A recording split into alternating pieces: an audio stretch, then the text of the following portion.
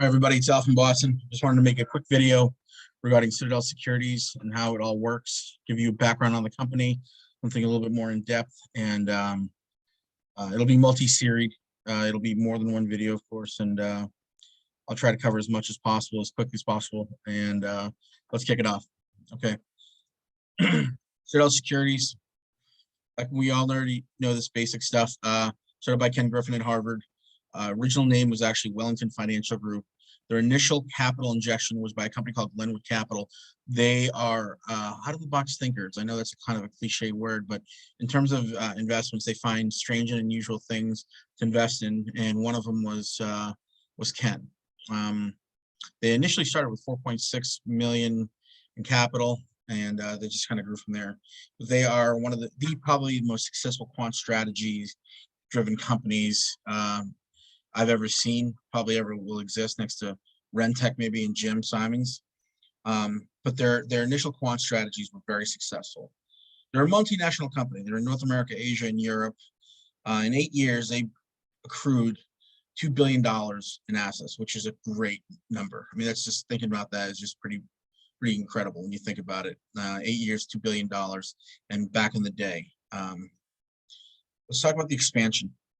One of Ken Griffin's thing was, like, he's got this mantra: be the most successful investment team in the world, right? Ken's a very systematic thinker. He takes these really high lofty goals and he achieves them. The first thing he did was building his infrastructure. This goes beyond just owning a building or two, getting a name brand. No. This meant achieving milestones that make Citadel an indispensable part of the Wall Street landscape. Citadel Securities wasn't formed until 2001 and is a market maker. And their big contribution is providing liquidity and trade execution to retail and institutional clients. And that's where we get that dark pool product, Citadel Connect. The securities automation in terms of trading came later on. Lower costs for the consumer, tighter speeds, once again, building confidence and fidelity. Their first major milestone from all the other stuff that they've done was achieving market maker status in 2009. They partnered with the Chicago Mercantile Exchange to create this credit default swap electronic trading platform. This is post 2008.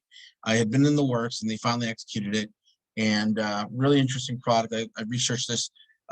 It's kind of boring if you don't know finance, but it's the way they're doing it is actually quite genius.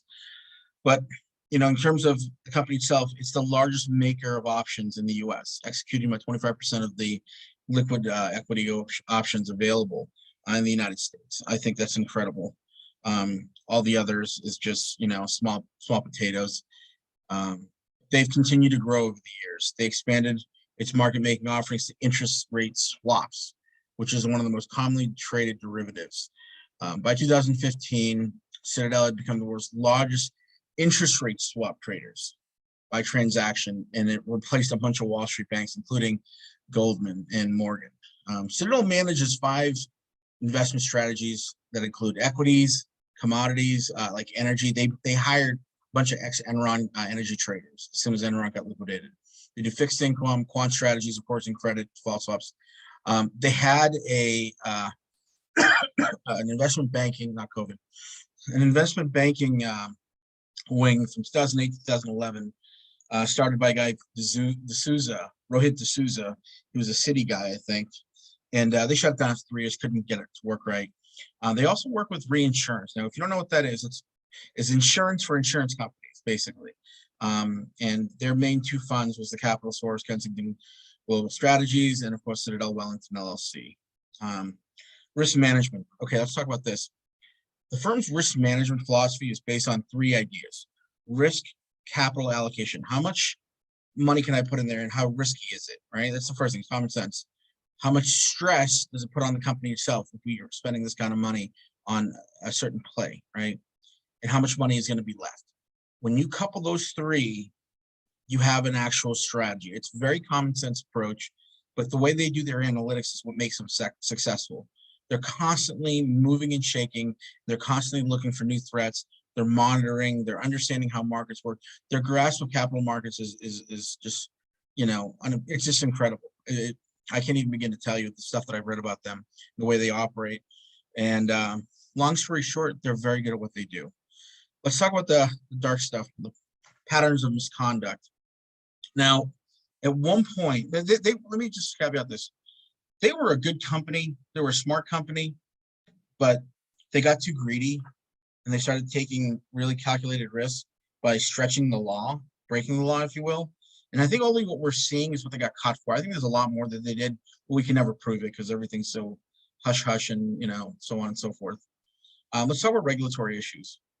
So they, over a two-year period of time, 2014, hundreds of thousands of large OTC orders were removed from their automated trading process, rendering the orders inactive so that they had to be handled manually by human traders. Now, what that meant was there was a delay and they could skim the price. They could scalp the price on and make money on there, which is illegal, right? You have to file those things immediately. You have to get them done immediately, and you have to get them the best price, right? That's the FINRA rules. But of course, FINRA doesn't really do their job in terms of, checking in on these people and make sure they're done and auditing the way their coding is. So they just get away with it. Citadel in 2014 was fined $800,000 for irregularities in its trading practice between March 18 and 2010 and January 8th, 2013. So they've been dinged before. They paid another $22 million fine for misleading clients regarding the way it priced trades. So they lied about that. They lied about a few other things. They were forced by the SEC to pay $3.5 million over violations stemming from incorrect reporting. Incorrect reporting. Remember how we talked about in the other videos, incorrect reporting, the bad data? This is what I'm talking about. They've been busted for this before. They're just going back to what they know, what's going to work. And this time the SEC is going to look the other way. How do we beat that? Hold. Look at this. They did it for like from 2012, 2016, did it for 4 years in 80 million trades. They've accrued a ton of money doing that in 4-year time. Bloomberg reported that 40% of Robinhood's revenues were derived from selling customer orders to firms such as Citadel Securities and 2 Sigma Securities. So we already knew that. We found that out later on. So more regulatory concerns. In 2020, Citadel paid 600 million yuan, which is 97 million settlement for trading irregularities in China, dating back from 2015. The Chinese did hold them accountable and they did pay their fine, which is a substantial fine, by the way. They were also fined $700,000 by FINRA for trading ahead of customer orders, the arbitraging. They were delayed certain equity orders from clients to buy and sell shares while continuing to trade the same stock in its own account as part of its market-making activities. This is what they've been doing to us, right? Citadel also was censured by FINRA a total of 19 times for a variety of misconducts, including failure to disclose failure to deliver positions. We all know about that. Naked short selling, we all know about that. And inaccurate reporting of short sale indicators. Executing trades during circuit breaker halts, failing to offer its clients best price and the bid-ask spread. Ladies and gentlemen, that is what you will see and have seen during this squeeze. Take a look at this. Remember this. This is what's going to happen. Circuit breaker halts. Remember how we talked about the halts in the other videos? This is what I'm talking about. And best prices, bid-ask spread. I know I've talked about it. I know our friend over in New York has talked about it. There you go. This is what we're talking about. This is why I've been trying to get this information out because I know what they're doing. This is why this videos and stuff is so important. And this information has to be to everybody. They need to understand what's about to happen to us during the short squeeze. Citadel agreed to a censure by FINRA for $275,000 fine for improperly reporting nearly 500,000 treasury transactions in 2017-2019, revealing a systemic failure in Citadel's compliance system. This is, like I said, a criminal organization. And of course, the game's up hearing. So they're no longer these guys are criminals. There's no other way around. They're flat out fucking criminals. Forgive my language. They only get caught sometimes, not all the time. Why? Well, it's very simple. It's the Citadel employee. They have a 40% turnover rate, right? It's churn and burn over there, that shop. Guys come in, guys go out. They have ironclad non-disclosure agreements. So if you get called to testify and you talk, they'll go after you, right? Non-disclosures, non-compete agreements. You can't even go work for another Citadel, another company like another hedge fund like Citadel. You have to do something different for like X amount of years. Every conceivable way to obstruct your growth of X employees, they participate in, right? That's what they do. That's why nobody goes after them, because it's the NDA parts. It's very ironclad. Proprietary coding laws. This happened in London.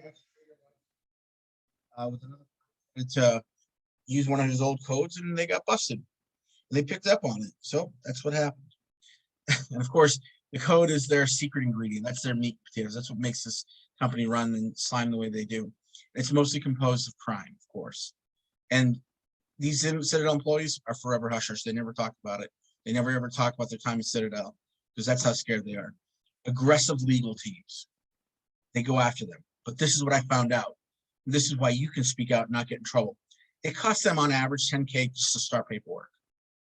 Like, I guarantee if they were going to start coming after people, they wouldn't be able to, because there are so many people speaking out against them. They couldn't possibly come after everybody, right?